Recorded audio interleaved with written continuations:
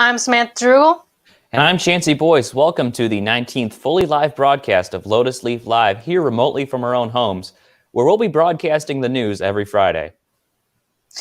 This week we'll be delivering several important school announcements, and we'll be talking with our principal, Steve Polizzi, about where we stand on returning to in-person learning. And we'll look at some photos of our MPS parents sent us on social media of their kids during the snow days. Today is Friday, February 19th, 2021, and this is Lotus Leaf Live.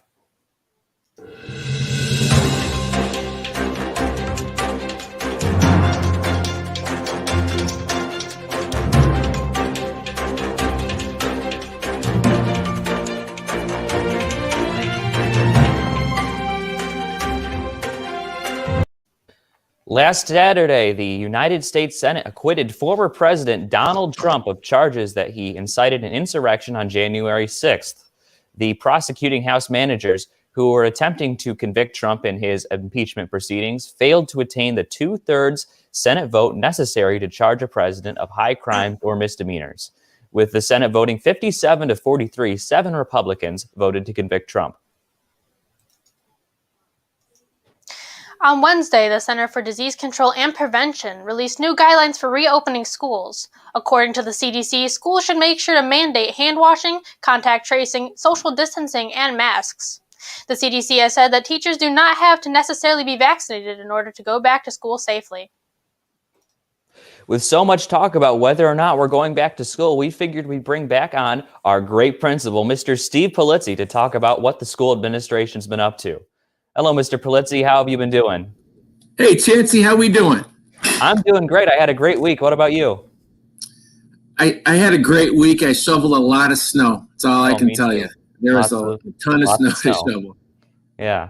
So what is going on in terms of us going back to school in person? That's a great question, Chancey, and I've been getting that question quite a bit lately, and I'm happy to say that our COVID positive cases in our area, based off of our information from our health department, has been decreasing since the new year. I think right now at our last look, it was like 1.64 cases. I'm not sure how they get the 0.64, but yeah, it's really low. Yeah. Which is great news for our community. It's great news for our school and great news for our students. So, as our Board of Education and Dr. Everly, our superintendent, have been looking at this data, that's how we've been arriving at all of the information that we need in order to provide a safe return to school for our students. So we're currently in talks in the beginning stages of planning our next phase of returning students to a normal school day. So, but like I said, there'll be more information to come. Students and parents should be checking their email and watching Lotus Leaf Live for all the updates as far as what those next steps look like for everybody. So I'm just really excited of what lies ahead.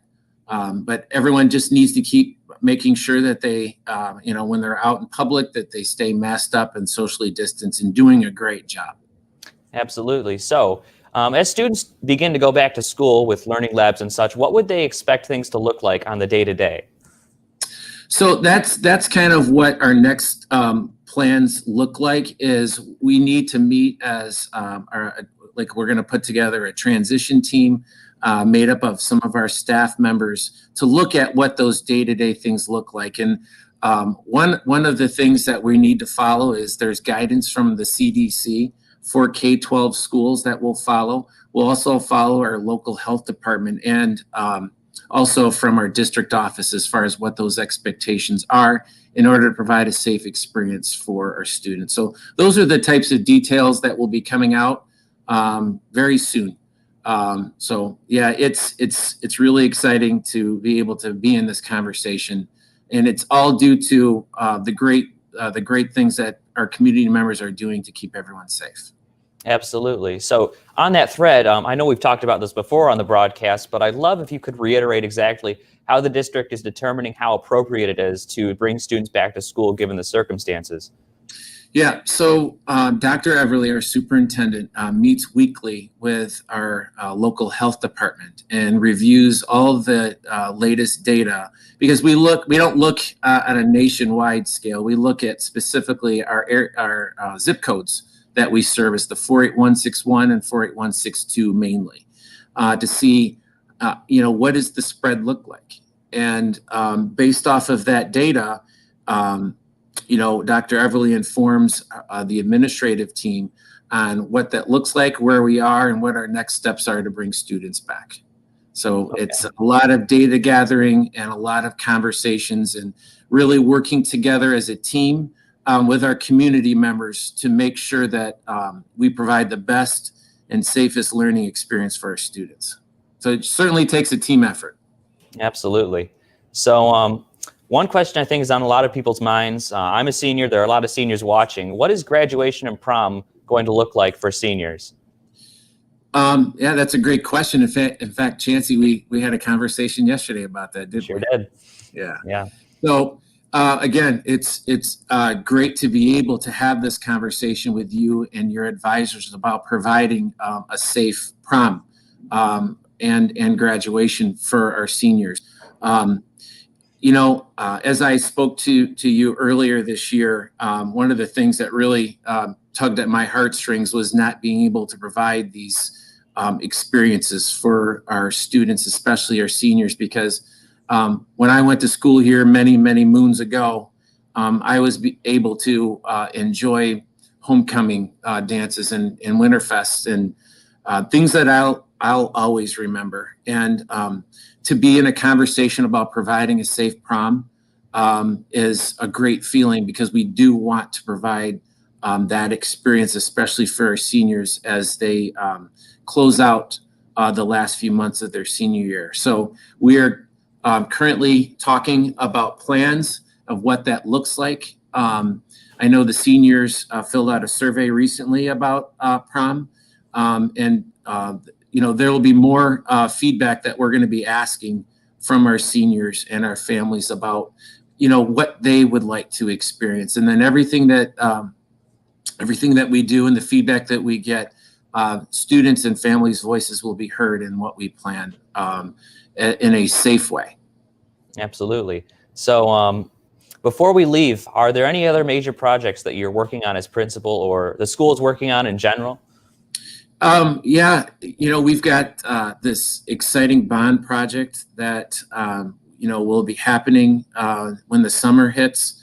A lot of planning has gone into place with that. And we thank, again, our community for supporting this because we do have some really needed improvements to our school to update and upgrade. So when students come back in the fall, they'll be able to see and enjoy a lot of those improvements. So that's happening. And obviously the big thing that we want that we're working on is making sure that everyone is taken care of, that everyone feels good about their learning experience, and that if there's any trouble or anything that they need, whether it's students, staff, or anybody, that we're just taking care of each other during this time, so that when we come back together again, we can feel successful and learn from this experience and move forward in a positive way.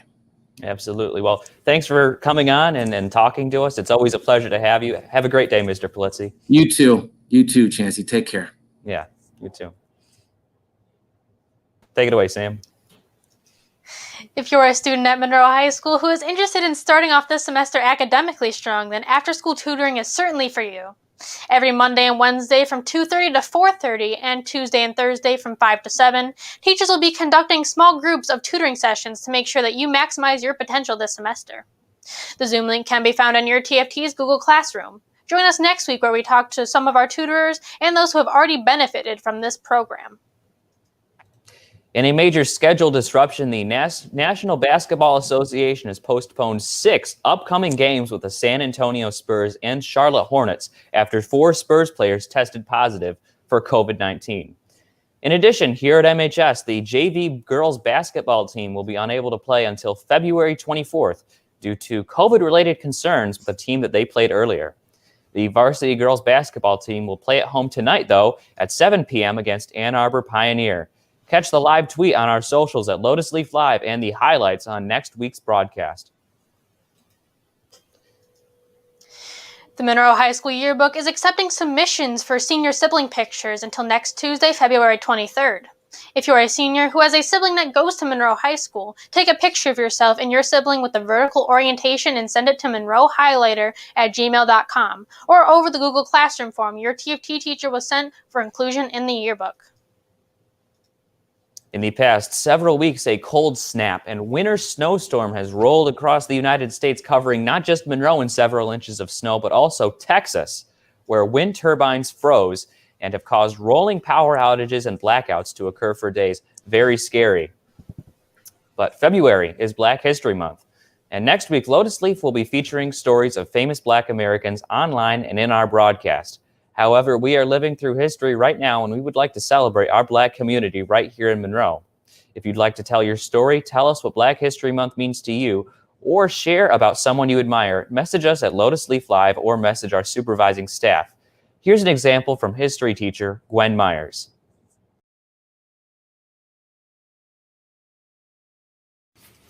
Good morning. My name is Ms. Myers, and I am happy and proud to be a part of the celebration for Black History Month 2021. When I think about Black History Month, I think about the man who is responsible for creating Black History Month, Carter G. Woodson.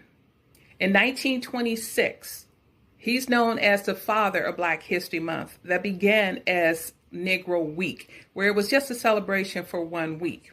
Over the years, obviously, it turned into Black History Month, which is celebrated every February.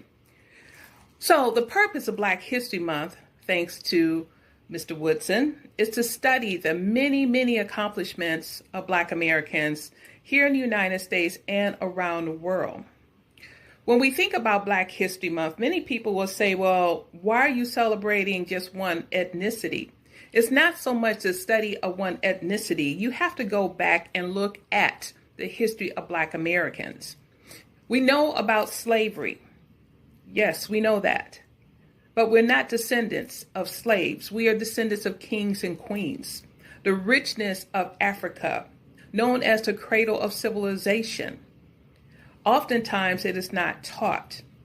So it is our responsibility to pass this rich history on, not just now, but today, tomorrow, and for generations to come. When you think about individuals in Black History Month, you think about Ida B. Wells, Madam C.J. Walker, Joe Louis, Coleman A. Young, Pearl Bailey, James Welland, and so many more that I know I'm going to have to keep this short, of the lives that we should be celebrating, the richness. I would like to end this by saying, even though these individuals that I am going to acknowledge may not be famous to you, but they're famous to me. And those are my parents, Mr. and Mrs. Myers, who are my heroes for Black History Month, 365 days a year. Thank you and happy Black History Month. This upcoming week's PPI challenge will be to turn your camera on and say something positive to a classmate or teacher. Just take a screenshot of the chat or camera button and send that through the Google form that your TFT teacher gave you. Also be sure to check out PPI's Twitter at Monroe_PPI. One of our most popular segments is Megan Kane's cooking videos. Here's Megan once again showing us how to make birthday cake brownies. Take it away, Megan. Hi, I'm Megan Kane, and today we're making birthday cake brownies. It sounds weird, I know, but they're perfect for birthdays. It's not your birthday? Okay, that's fine. They're perfect for any celebration or just because. They taste good.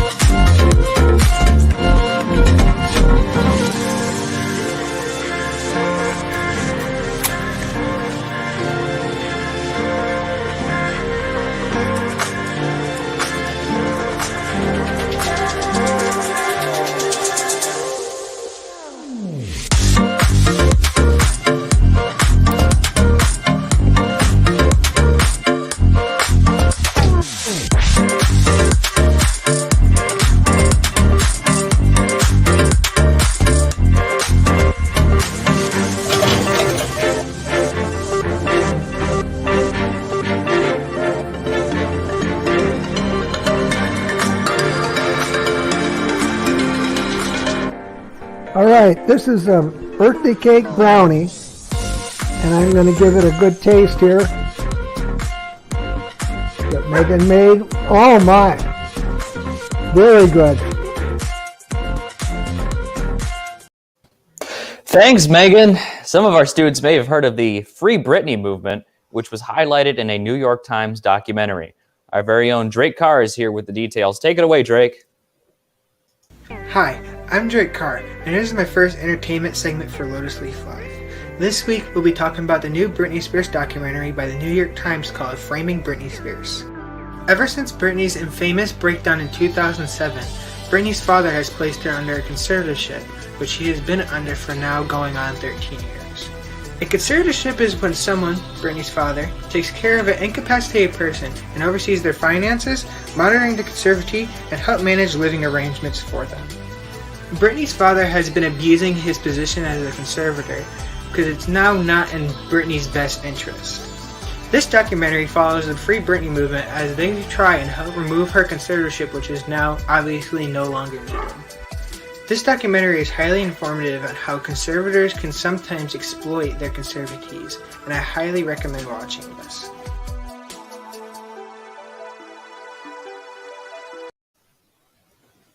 I know you all will start scheduling for next year soon, and Lotus Leaf is always looking for new recruits.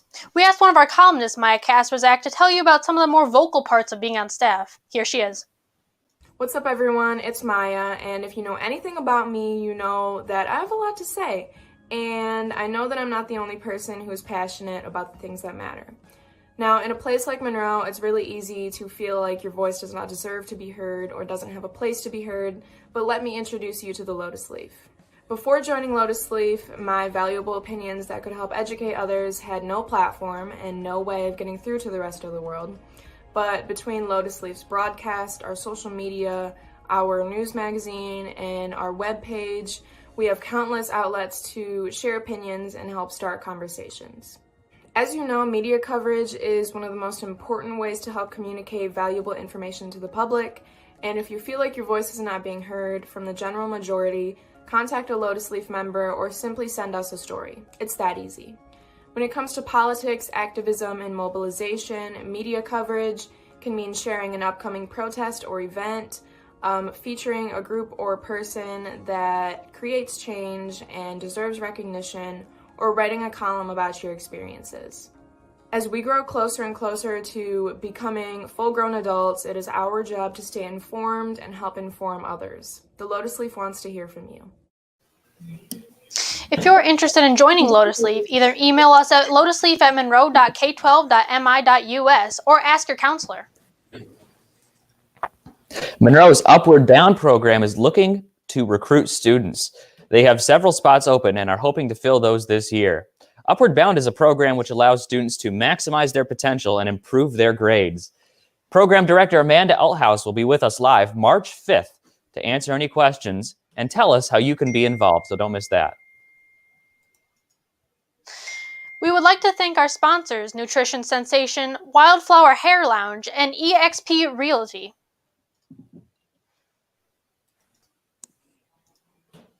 That's all we have for you today. Remember, you're not alone. Try to remain positive and stay informed. Join us next week when we interview members of the Health Occupation Students of America, or HOSA, and have them share with us what it's like to be a member. We will continue to keep our social media and website updated during these fast-changing times. Be sure to follow us on all of our social media at Lotus Leaf Live. You can read the full stories and more on our website, lotusleaflive.com. I'm Samantha Drugel. And I'm Chansey Boyce. We hope everyone is staying safe, and we will see you next time. Thanks for watching, and as we go, enjoy these clips submitted on our socials of MPS students playing in the snow.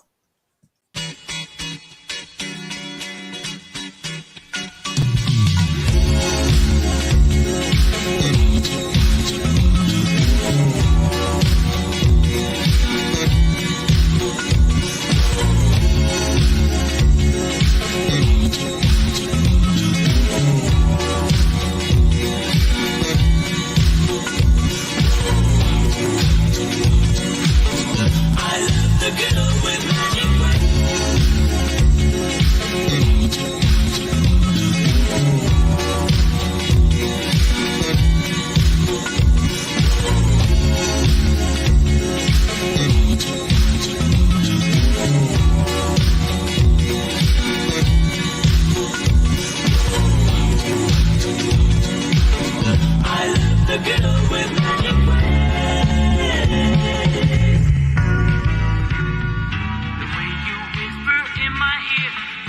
my troubles disappear. It's magic. The way your little fingertips make my heart do double flips. It's magic.